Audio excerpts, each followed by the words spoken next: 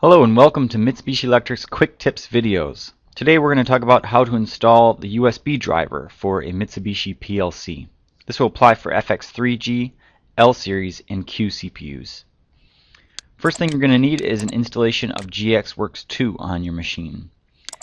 Next you're going to plug in the USB cable to program your PLC, and you'll get a message that comes up saying new hardware was found, and then the new hardware wizard will show up. Select no, not at this time.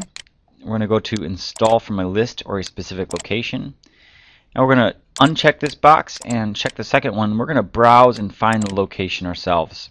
The USB drivers for Mitsubishi PLCs are located in C, Program Files,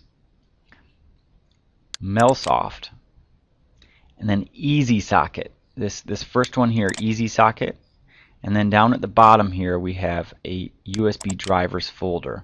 That's where the driver is included. So go ahead and click OK and then click on Next.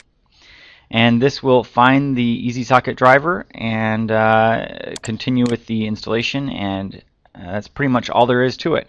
That will then find the new hardware once you say finish, and you'll be all set, ready to go. Also, for those of you using GX Developer, you can find the driver in the following location.